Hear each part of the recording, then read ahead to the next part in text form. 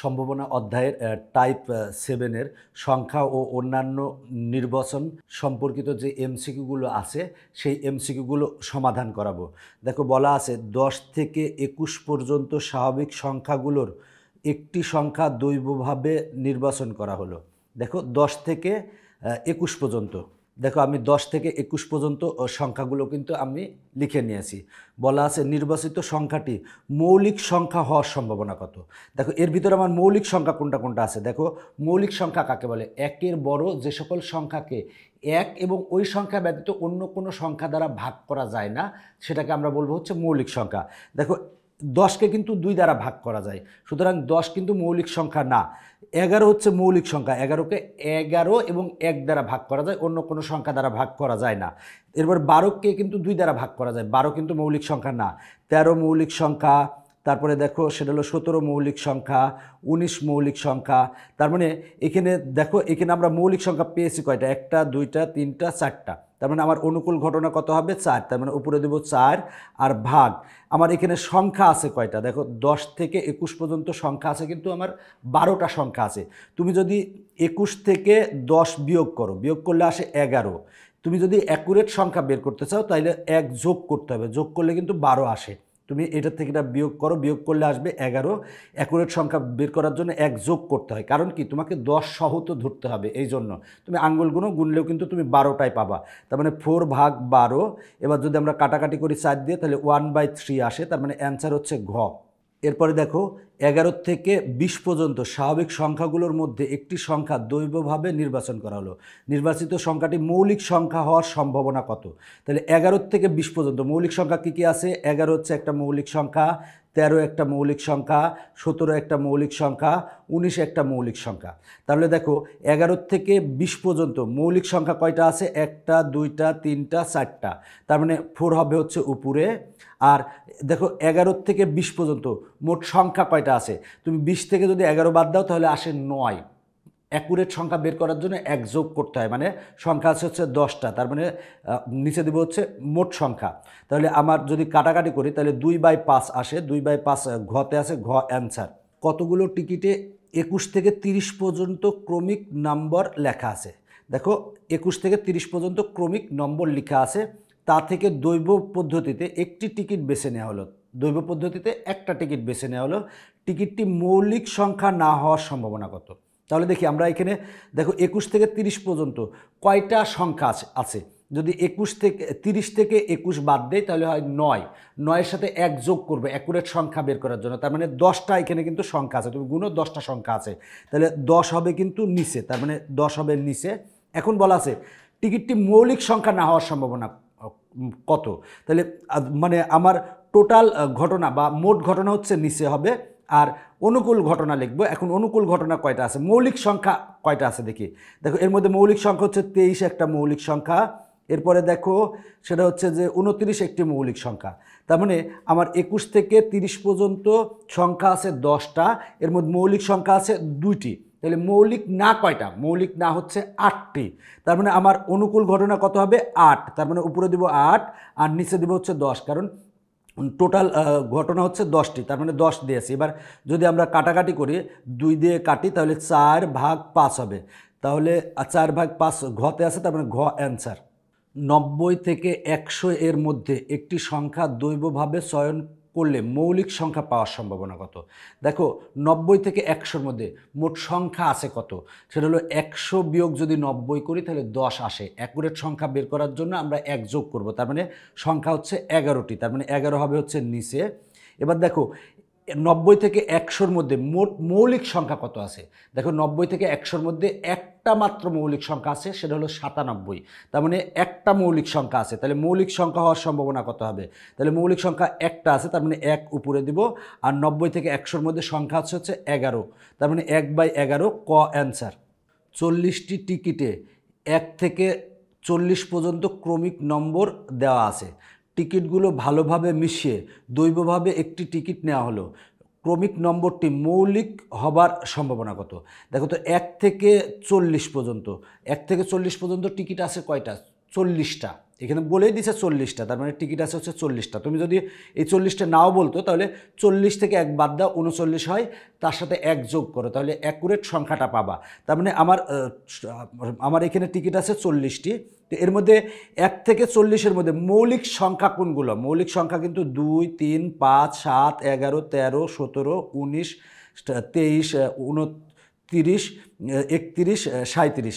এখানে মৌলিক সংখ্যা আছে হচ্ছে 1টা, 2টা, 3টা, 4টা, 5টা, 6টা, 7টা, 8টা, 9টা, 10টা, 11টা, 12টা। তার মানে আমরা উপরে লিখবো হচ্ছে 12। আর এখানে 1 থেকে 40 পর্যন্ত ক্রমিক নাম্বার আছে কত? সেটা হলো 40। তার মানে ভাগ দিব হচ্ছে 40। এবার যদি আমরা 4 দিয়ে কাটি, 3 4 12 আর 4 10 40, তার মানে 3/10 অ্যান্সার, মানে খ অ্যান্সার। 40টি টিকিটে 1 থেকে 40 পর্যন্ত ক্রমিক নম্বর দেওয়া আছে। টিকিটগুলো ভালোভাবে মিশিয়ে দৈবভাবে একটি টিকিট নেওয়া হলো। ক্রমিক নম্বরটি 40-এর গুণনীয়ক হবার সম্ভাবনা কত? দেখো 40-এর গুণনীয়ক।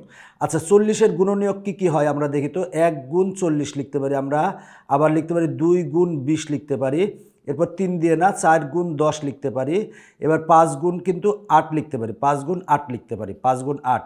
তাহলে আমরা 40-এর গুণনীয়ক 1 থেকে 40-এর মধ্যে 40-এর গুণনীয়ক কয়টা পাই? 1টা, 2টা, 3টা, 4টা, 5টা, 6টা, 7টা, 8টা, 8টা পাই। তার মানে আমার অনুকূল ঘটনা হবে 8, তার মানে উপরে হবে 8। আর মোট ঘটনা কত?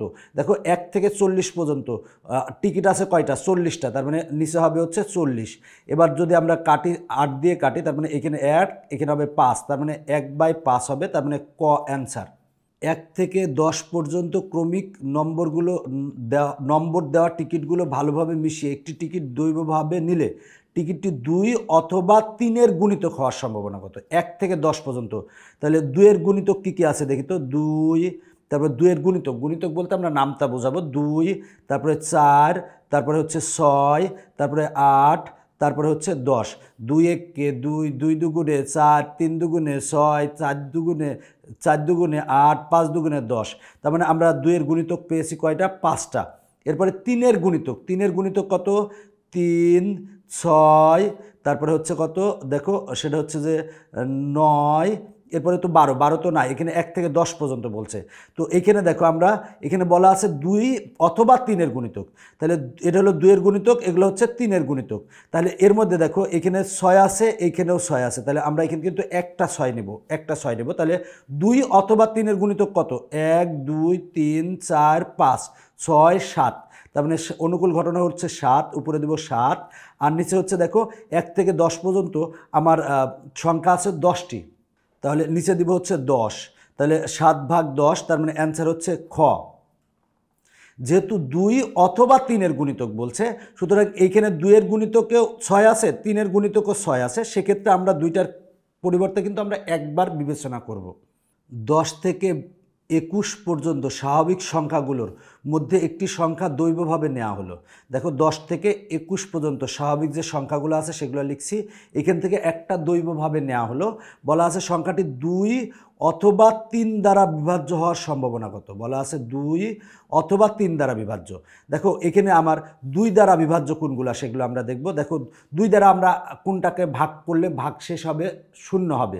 তাহলে দেখো আমার 2 দ্বারা বিভাজ্য হচ্ছে 10, তারপরে হচ্ছে 12, তারপরে হচ্ছে 14, তারপরে হচ্ছে 16, তারপরে হচ্ছে 18, তারপরে হচ্ছে 20। 21 কি 2 দ্বারা বিভাজ্য? না, 21কে 2 দ্বারা ভাগ করি, ভাগশেষ 0 হয় না। তাহলে এগুলো হচ্ছে 2 দ্বারা বিভাজ্য। এবার 3 দ্বারা বিভাজ্য কত? দেখো আমরা 3 4 12 জানি, তার মানে 3 দ্বারা বিভাজ্য হচ্ছে 12। তারপরে দেখো 3 দ্বারা বিভাজ্য হচ্ছে 15, এই যে 15 হচ্ছে 3 দ্বারা বিভাজ্য। এরপরে 18 হচ্ছে 3 দ্বারা বিভাজ্য, আর হচ্ছে 21 হচ্ছে 3 দ্বারা বিভাজ্য। তাহলে আমার বলা আছে 2 অথবা 3 দ্বারা বিভাজ্য, অথবা বলতে তাহলে আমরা 2 অথবা 3 দ্বারা বিভাজ্য। তাহলে আমরা কয়টা পেলাম? দেখো এই গোলগুলো হচ্ছে 2 দ্বারা বিভাজ্য, আর টিক দেওয়াগুলো হচ্ছে 3 দ্বারা বিভাজ্য। তাহলে 2 অথবা 3 দ্বারা বিভাজ্য যদি বলে, তাহলে আমরা 2-এর গুলাও নিব, 2-এর বিভাজ্যগুলোও নিব, 3-এর বিভাজ্যগুলোও নিব, কিন্তু কমন থাকলে আমরা একবার নেব। তাহলে দেখো আমার এই ক্ষেত্রে অনুকূল ঘটনা কয়টা হবে? 1টা 2টা 3টা 4টা 5টা 6টা 7টা 8টা, তার মানে উপরে হবে হচ্ছে 8, আর নিচে হবে দেখো মানে 10 থেকে 21, 10 থেকে 21, 21 থেকে 10 বাদ দাও, বাদ দিলে আসবে হচ্ছে 11, তার সাথে 1 যোগ করব, আমরা অ্যাকুরেট সংখ্যা বের করার জন্য 1 যোগ করব, যোগ করলে হলো 12। তার মানে 10 থেকে 21 পর্যন্ত কিন্তু আমার 12টা সংখ্যা আছে। তুমি আঙ্গুল দিয়ে গুনলে দেখবা যে 12টা সংখ্যা আছে, তার মানে ভাগ হবে হচ্ছে 12। এবার যদি তুমি 4 দিয়ে কাটো, এখানে 2 হবে, এখানে হবে 3, তার মানে 2/3 হচ্ছে খতে আছে, তার মানে অ্যান্সার হচ্ছে খ। দেখো এই অঙ্কটা আর এই অঙ্কটা একই রকম, তুমি যদি এইটা পারো তাহলে এইটাও পারবা, নিজে নিজে চেষ্টা করো তাহলে ভালো হবে। এখন দেখো বলা আছে 1 থেকে 20 পর্যন্ত স্বাভাবিক সংখ্যাগুলোর মধ্যে একটি সংখ্যা দৈবভাবে নির্বাচন করা হলো। বলা আছে সংখ্যাটি 3 এর গুণিতক এবং মৌলিক সংখ্যা হওয়ার সম্ভাবনা কত। দেখো আমি 1 থেকে 20 পর্যন্ত সংখ্যাগুলো লিখেছি। এখন বলা আছে 3 এর গুণিতক এবং মৌলিক সংখ্যা হওয়ার সম্ভাবনা, মানে সেটা হতে হবে 3 এর গুণিতক এবং মৌলিক সংখ্যা হতে হবে, মানে 3 এর গুণিতক তো হবে এবং সেটা হতে হবে কি মৌলিক সংখ্যা। তাহলে দেখি আমরা 3 এর গুণিতক কোনগুলা। দেখো গুণিতক বলতে আমরা নামটা বুঝবো সহজভাবে। 3 হচ্ছে 3 এর গুণিতক, 6 হচ্ছে 3 এর গুণিতক, 9 হচ্ছে 3 এর গুণিতক, 12 হচ্ছে 3 এর গুণিতক, 15 হচ্ছে 3 এর গুণিতক, 18 হচ্ছে 3 এর গুণিতক। 3 একে 3, 3 দুগুণে 6, 3 তিরিকে 9, 3 চারা 12, 3 পাঁচা 15, 3 ছয় 18, 3 সাতটা 21। কিন্তু এখানে তো 21 নাই, 21 তো আমরা দাগ দিব না, এগুলো হচ্ছে 3 এর গুণিতক। আচ্ছা এবার দেখবো এর ভিতর মৌলিক সংখ্যা কোনগুলো আছে। দেখো মৌলিক সংখ্যা 2 হচ্ছে একটা মৌলিক সংখ্যা। মৌলিক সংখ্যা কাকে বলে? একের বড় যে সকল সংখ্যাকে 1 এবং ওই সংখ্যা ব্যতীত অন্য কোনো সংখ্যা দ্বারা ভাগ করা যায় না তাকে বলবো হচ্ছে মৌলিক সংখ্যা। তাহলে 2 একটা মৌলিক সংখ্যা, 3 একটা মৌলিক সংখ্যা, তারপরে 4 কিন্তু মৌলিক সংখ্যা না, 5 একটা মৌলিক সংখ্যা, তারপরে দেখো 7 একটা মৌলিক সংখ্যা, তারপরে হচ্ছে 11 একটা মৌলিক সংখ্যা, 13 একটা মৌলিক সংখ্যা, এরপরে দেখো 17 একটা মৌলিক সংখ্যা, আর মৌলিক সংখ্যা নাই। তো এখন দেখো একমাত্র 3ই হচ্ছে 3 এর গুণিতক এবং মৌলিক সংখ্যা, তাছাড়া বাকিগুলো কিন্তু দেখো 5 কিন্তু মৌলিক সংখ্যা কিন্তু 3 এর গুণিতক না, 7 কিন্তু মৌলিক সংখ্যা 3 এর গুণিতক না, 6 কিন্তু 3 এর গুণিতক কিন্তু মৌলিক সংখ্যা না। তাহলে এখানে আমরা মৌলিক সংখ্যা এবং 3 এর গুণিতক একই সাথে 3 এর গুণিতক এবং মৌলিক সংখ্যা পাচ্ছি একটাই সংখ্যা, সেটা হলো 3। তাহলে আমার একটা সংখ্যা পাচ্ছি, তার মানে উপরে হবে হচ্ছে কত 1, আর ভাগ হচ্ছে মোট সংখ্যা। মোট কয়টা সংখ্যা আছে দেখো 1 থেকে 20 পর্যন্ত মোট সংখ্যা আছে হচ্ছে 20টা, তার মানে ভাগ হবে হচ্ছে 20, তার মানে 1/20 ঘতে আছে ঘ অ্যান্সার। কতগুলো টিকিটে 21 থেকে 30 পর্যন্ত ক্রমিক নম্বর নেওয়া আছে। বলা আছে তা থেকে দৈব পদ্ধতিতে একটি টিকিট বেছে নেওয়া হলো। টিকিটটি বিজোড় সংখ্যা এবং 5 দ্বারা বিভাজ্য হওয়ার সম্ভাবনা কত সেটা বের করতে বলছে। দেখো 21 থেকে 30 পর্যন্ত ক্রমিক নাম্বার নেওয়া হলো। দেখো আমি 21 থেকে 30 পর্যন্ত নিয়েছি। তো 21 থেকে 30-এর মধ্যে বিজোড় সংখ্যা কত কত আছে? 21, 23, 25, 27 আর হচ্ছে 29, এগুলো হচ্ছে বিজোড় সংখ্যা। আর দেখো তো সেটা হলো 5 দ্বারা বিভাজ্য। 5 দ্বারা বিভাজ্য বলতে 5 দ্বারা আমরা ভাগ করতে পারবো কোনটা কোনটা। দেখো সেটা হলো 21কে কিন্তু আমরা 5 দ্বারা ভাগ করতে পারবো না, করলে কিন্তু নিঃশেষে বিভাজ্য, মানে ভাগশেষ শূন্য আসবে না, তার মানে দশমিকে আসবে। এখানে কিন্তু 5 দ্বারা বিভাজ্য হচ্ছে 25 হচ্ছে 5 দ্বারা বিভাজ্য, কারণ 25কে আমরা 5 দিয়ে ভাগ করতে পারি, 5 5 25, এখানে কিন্তু ভাগশেষ শূন্য আসবে। তারপরে 30 হচ্ছে 5 দ্বারা বিভাজ্য। তাহলে দেখো তো একই সাথে কি বলা আছে বিজোড় সংখ্যা এবং 5 দ্বারা বিভাজ্য। 5 দ্বারা বিভাজ্য কয়টা পাইছি? 2টা পাইছি। এর মধ্যে বিজোড় সংখ্যা কোনটা? সেটা হলো 25। যেহেতু এবং বলছে তার মানে আমরা বিজোড় সংখ্যা হতে হবে এবং তাকে 5 দ্বারা বিভাজ্য হতে হবে।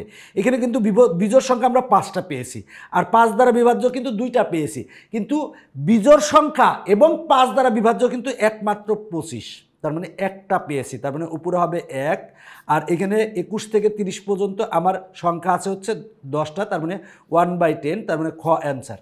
প্রথম 25টি স্বাভাবিক সংখ্যা দৈব চয়নে পূর্ণবর্গ সংখ্যা আসার সম্ভাবনা কত? দেখো প্রথম 25টি স্বাভাবিক সংখ্যা, স্বাভাবিক সংখ্যা কোনগুলা?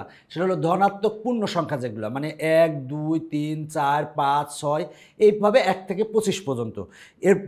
এর বলা আছে যে এখান থেকে একটা সংখ্যা নিবে, তো সংখ্যাটি পূর্ণবর্গ সংখ্যা হওয়ার সম্ভাবনা কত? পূর্ণবর্গ সংখ্যা কোনগুলো আমরা বলবো? দেখো আমরা হচ্ছে দেখো যে সংখ্যাটাকে একই সংখ্যার গুণফল রূপে প্রকাশ করতে পারি। 1 কিন্তু পূর্ণবর্গ সংখ্যা, কারণ 1কে আমরা 1 গুণ 1 লিখতে পারি, মানে 1 স্কোয়ার লিখতে পারি। 2 কি পূর্ণবর্গ সংখ্যা? না, দুটি একই সংখ্যার গুণফল আকারে প্রকাশ করতে পারি না। 4 কিন্তু পূর্ণবর্গ সংখ্যা। দেখো 4 কিন্তু পূর্ণবর্গ সংখ্যা, 4কে আমরা কিন্তু 2 স্কোয়ার লিখতে পারি, মানে 2 গুণ 2। তারপরে 9 হচ্ছে পূর্ণবর্গ সংখ্যা, তারপরে হচ্ছে 16 পূর্ণবর্গ সংখ্যা, এরপরে 25 হচ্ছে পূর্ণবর্গ সংখ্যা। এই কয়টা হচ্ছে 1 থেকে 25-এর মধ্যে পূর্ণবর্গ সংখ্যা হচ্ছে এগুলা, কারণ আমরা 4কে লিখতে পারি 2 গুণ 2, আর 9কে লিখতে পারি 3 গুণ 3। একই সংখ্যার গুণফল আকারে প্রকাশ করতে হবে, 4 গুণ 4, তারপরে হচ্ছে 5 গুণ 5, তার মানে এইখানে 1, 4, 9, তারপরে হচ্ছে 16, তারপরে 25, এগুলো হচ্ছে পূর্ণবর্গ সংখ্যা। তাহলে এর ভিতর দেখো এখানে 1 থেকে প্রথম 25টি, মানে 1 থেকে 25টির মধ্যে পূর্ণবর্গ সংখ্যা আছে কয়টা? পূর্ণবর্গ সংখ্যা আছে হচ্ছে 1টা, 2টা, 3টা, 4টা, 5টা। তার মানে 5 হবে হচ্ছে উপরে, আর 1 থেকে মানে প্রথম 25টা বলছে যেহেতু, তো তার মানে আমার টোটাল সংখ্যা কত? 25, তার মানে ভাগ হচ্ছে 25। 5 দিয়ে যদি কাটো তাহলে হবে 1/5, 1/5 আছে গতে, তার মানে গ অ্যান্সার। কিছু সংখ্যক লোকের মধ্যে 70 জন ফুটবল, 50 জন ক্রিকেট, 40 জন ফুটবল ও ক্রিকেট খেলা পছন্দ করে। দুটি খেলার অন্তত একটি খেলা পছন্দ করে কতজন? মানে দুটি খেলার অন্তত একটি খেলা, মানে এই দুটি খেলার অন্তত একটি খেলা পছন্দ করে কতজন, মানে কি ফুটবল অথবা ক্রিকেট খেলা কতজন পছন্দ করে, মানে অন্তত একটা হবে, মানে ফুটবল অথবা ক্রিকেট পছন্দ করে কতজন সেটা বের করব। তো এটা বের করতে হচ্ছে যে ফুটবল খেলা পছন্দ করে হচ্ছে 70 জন, আর ক্রিকেট খেলা পছন্দ করে হচ্ছে 50 জন। তাহলে এই দুইটা আমরা যোগ করব, আর 40 জন হচ্ছে ফুটবল ও ক্রিকেট পছন্দ করে, মানে ফুটবল এবং ক্রিকেট পছন্দ করে 40, তার মানে বিয়োগ করব হচ্ছে 40। যদি ক্যালকুলেশন করো তাহলে 80 আসে, তার মানে অ্যান্সার হবে হচ্ছে 80। খুলনা শহরে জুন মাসে 15 দিন বৃষ্টি হয়েছে। জুন মাসে 15 দিন বৃষ্টি হয়েছে, 5 জুন বৃষ্টি হওয়ার সম্ভাবনা কত? দেখো জুন মাস হচ্ছে 30 দিনে, তার মানে আমার নিচে হবে হচ্ছে 30, আর দেখো এখানে জুন মাসে বৃষ্টি হয়েছে কতদিন? 15 দিন বৃষ্টি হয়েছে, তার মধ্যে 5 জুন একটা দিন আমরা বাছাই করছি, তাহলে সেটা বৃষ্টি হওয়ার সম্ভাবনা কত হবে? 5 জুন বৃষ্টি হওয়ার সম্ভাবনা কত হবে? বৃষ্টি হয়েছে কতদিন? 15 দিন, তার মানে অনুকূল ঘটনা কত হবে? 15, আর মোট জুন মাস কতদিনে? 30 দিনে, তাহলে মানে 15/30, কাটাকাটি করলে আসবে 1/2, অ্যান্সার। আবহাওয়া দপ্তর থেকে পাওয়া রিপোর্ট অনুযায়ী জুলাই মাসে, দেখো এখানে মাস বলা আছে, জুলাই মাসে সিলেট শহরে 16 দিন বৃষ্টি হয়েছে। সিলেট শহরে 16 দিন বৃষ্টি হয়েছে, তাহলে 12 জুলাই বৃষ্টি হওয়ার সম্ভাবনা কত? দেখো জুলাই মাস কত দিনে? আমরা জুলাই মাস জানি হচ্ছে 31 দিনে, তাহলে 31 হবে নিচে, আর জুলাই মাসে মানে 31 দিনের মধ্যে বৃষ্টি হয়েছে কয়দিন? 16 দিন বৃষ্টি হয়েছে। আর বলা আছে যে 12 জুলাই মানে একটা দিন, 12 জুলাই একটা দিন বেছে নেওয়া হয়েছে, সেই দিন বৃষ্টি হওয়ার সম্ভাবনা কত? তাহলে আমার জুলাই মাসে বৃষ্টি হয়েছে কয়দিন? সেটা হলো বৃষ্টি হয়েছে 16 দিন, তার মানে 16 হবে উপরে। আর জুলাই মাস কত দিনে? জুলাই মাস হচ্ছে 31 দিনে, তার মানে নিচে হবে 31 দিন, তার মানে 16/31, তার মানে খ অ্যান্সার। আবহাওয়া দপ্তর হতে পাওয়া রিপোর্ট অনুযায়ী সেপ্টেম্বর মাসে 19 দিন বৃষ্টি হয়েছে, তাহলে 4 সেপ্টেম্বর বৃষ্টি হওয়ার সম্ভাবনা কত? দেখো সেপ্টেম্বর মাস হচ্ছে 30 মাস, তাহলে 30 নিচে হবে। দেখো বৃষ্টি হয়েছে কয়দিন? 19 দিন বৃষ্টি হয়েছে, এর ভিতর থেকে আমরা 4 সেপ্টেম্বর মানে একটা দিনকে বাছাই করে নিয়েছি, তো বৃষ্টি হয়েছে 19 দিন, তাই হবে উপরে 19, তার মানে অ্যান্সার হবে কত? 19/30, তার মানে গ অ্যান্সার। 2000 সালের ফেব্রুয়ারি মাসে 5 দিন বৃষ্টি হয়েছিল, 12 ফেব্রুয়ারি বৃষ্টি হওয়ার সম্ভাবনা কত? দেখো এটা খুবই মজার একটা অঙ্ক, এটা কিন্তু খুবই ভালো করে দেখতে হবে।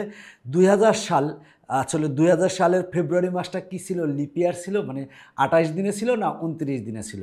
দেখো 2024 সাল, তুমি যদি 2024 সাল চিন্তা করো, 2024 সালকে যদি তুমি ভাগ দাও হচ্ছে 4 দ্বারা ভাগ দাও, দেখো 4 দ্বারা ভাগ দিলে আমার আমার ভাগ করা যাচ্ছে, তার মানে ভাগ শেষ শূন্য আসতেছে, তার মানে 2024 সাল কিন্তু লিপিয়ার, তার মানে 4 দ্বারা যদি ভাগ করা যায় তার মানে সেটা হচ্ছে লিপিয়ার। লিপিয়ার হলে কত হবে?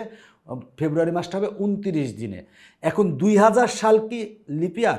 সেটা যদি চিন্তা করো সেক্ষেত্রে দেখবে যে 2000কে 4 দ্বারা ভাগ করো, ভাগ করলে ভাগশেষ শূন্য হয়, মানে 2000 যদি 2000 ভাগ যদি 4 করি, 4 করলে কত আসে? দেখো 2000 ভাগ যদি 4 করি তাহলে কত আসে? হচ্ছে 500 আসে। এখন সেক্ষেত্রে তুমি দেখবা যে আবার 2000কে 100 দিয়ে ভাগ যায় নাকি, 100 দিয়ে যদি ভাগ যায় এবং 400 দিয়ে যদি ভাগ যায় সেটা হবে লিপিয়ার, মনে রাখবা এটা। আর যদি 1700 চিন্তা করো, দেখো 1700 যদি চিন্তা করো তাহলে ভাগ 4 দিয়ে দাও, দিলে দেখো এখানে ভাগ করা যায়। এবার 1700-কে যদি তুমি 100 দ্বারা ভাগ দাও তাহলে ভাগ করা যায়। এখন যদি তুমি 400 দ্বারা ভাগ দাও, 400 দ্বারা ভাগ দাও, ভাগ দিলে কিন্তু দেখো 1700 সাল কিন্তু লিপ ইয়ার না। আবার বলছি লিপ ইয়ার হতে হলে 4 দ্বারা ভাগ যেতে হবে, আর যদি কখনো 100 দ্বারা ভাগ যায় তাহলে 400 দ্বারাও ভাগ যেতে হবে। এটা হলো মূল কথা। 4 দ্বারা ভাগ করলে মনে রাখবা যে সেটা লিপ ইয়ার। কিন্তু যদি দেখো যে 100 দ্বারাও ভাগ যাচ্ছে আবার 400 দ্বারা ভাগ যাচ্ছে, সেটা লিপ ইয়ার। কিন্তু 100 দ্বারা ভাগ যাচ্ছে কিন্তু 400 দ্বারা ভাগ যাচ্ছে না, তাহলে সেটা লিপ ইয়ার না। তাহলে দেখো সেটা হলো 2000 সাল কিন্তু লিপ ইয়ার। তার মানে আমার মাসটা হবে 29শে মাস, তার মানে নিচে হবে হচ্ছে 29। এখানে বৃষ্টি হয়েছিল 5 দিন, তার মানে উপরে হবে হচ্ছে 5। এখানে কিন্তু 12ই ফেব্রুয়ারি যে কোনো একটা দিন ধরে নেওয়া হয়েছে যে 12ই ফেব্রুয়ারি বৃষ্টি হওয়ার সম্ভাবনা কত হবে। তার মানে ফেব্রুয়ারি মাসে বৃষ্টি হয়েছিল হচ্ছে 5 দিন, তার মানে 5 উপরে হবে। যেহেতু এটা লিপ ইয়ার তাই 29 ভাগ হবে, তার মানে 5 ভাগ 29, এটাই অ্যান্সার। তার মানে ক অ্যান্সার। একটি গ্রামে 350 জন বিদ্যুৎ, 150 জন সৌর বিদ্যুৎ, 115 জন কোনো বিদ্যুৎ ব্যবহার করে না। দৈবভাবে একজনকে নির্বাচন করলে বিদ্যুৎ ব্যবহার হওয়ার সম্ভাবনা কত? তাহলে দেখো আমার বিদ্যুৎ ব্যবহার করে কয়জন, সেটা হলো 350 জন। তার মানে 350 জন হবে উপরে, আর নিচে কত হবে সবগুলো আমরা যোগ করব। তাহলে 350 যোগ 150 যোগ 115, তাহলে যোগ করলে কত আসে 615, তার মানে ভাগ হবে 615। এখন যদি আমরা 5 দিয়ে কাটাকাটি করি তাহলে এখানে হবে হচ্ছে 70, এখানে 5 দিয়ে কাটাকাটি করলে হবে 123, তার মানে 70 ভাগ 123, তার মানে খ অ্যান্সার। 50 জন লোকের রক্তের গ্রুপ নিম্নরূপ। 50 জন লোকের রক্তের গ্রুপ নিম্নরূপ বলা আছে। 10 জনের আছে এ প্রকারের রক্ত, 12 জনের আছে হচ্ছে বি প্রকারের রক্ত, 13 জনের আছে হচ্ছে ও প্রকারের রক্ত, আর 15 জনের আছে হচ্ছে এ বি প্রকারের রক্ত। এখন বলা আছে একজন লোকের বি প্রকারের রক্ত থাকার সম্ভাবনা কত? তাহলে বি প্রকার আছে কত? দেখো বি প্রকার আছে হচ্ছে 12, তার মানে উপরে হবে হচ্ছে 12, আর আমরা ভাগ করব কত দিয়ে? সবগুলা যোগ করে যা হবে সেটা দিয়ে ভাগ দিব। তার মানে 10 যোগ এখানে আছে হচ্ছে 12, তারপরে যোগ 13 যোগ হচ্ছে 15 সমান আসে হচ্ছে 50, তার মানে ভাগ হবে হচ্ছে 50, তাহলে আমরা 50 লিখব। এখন যদি আমরা 2 দিয়ে কাটি তাহলে এখানে হবে হচ্ছে 6 আর এখানে হবে হচ্ছে 25, তার মানে অ্যান্সার হবে 6/25, খতে আছে খ অ্যান্সার। পরের এমসিকিউটায় বলা আছে একজন লোকের এবি প্রকারের রক্ত না থাকার সম্ভাবনা কত? এবি প্রকারের রক্ত, তাহলে এবি প্রকারের রক্ত আমার টোটাল রক্তের গ্রুপ কয়জনের, সেটা হলো 50 জনের, তার মানে আমার নিচে হবে হচ্ছে 50। এবার এবি প্রকার আছে কয়জনের? 15 জনের আছে। তাহলে এবি প্রকার না কয়জনের? তাহলে 50 থেকে 15 বাদ দাও, তার মানে 35 জন হচ্ছে এবি প্রকার না। তুমি যোগ করো, যদি 12 আর 13 যোগ করলে কত হয়? 25, 25 আর 10 যোগ করলে কত হয়? দেখো সেটা হলো 35 হয়। তার মানে আমার এবি প্রকারের না হচ্ছে 35 জন, কারণ বলা আছে এবি প্রকারের রক্ত না থাকার সম্ভাবনা কত। তাহলে এবি প্রকারের না হচ্ছে 35, তার মানে 35 হবে উপরে, আর টোটাল লোকের রক্ত হচ্ছে 50, তার মানে 35 ভাগ হচ্ছে 50।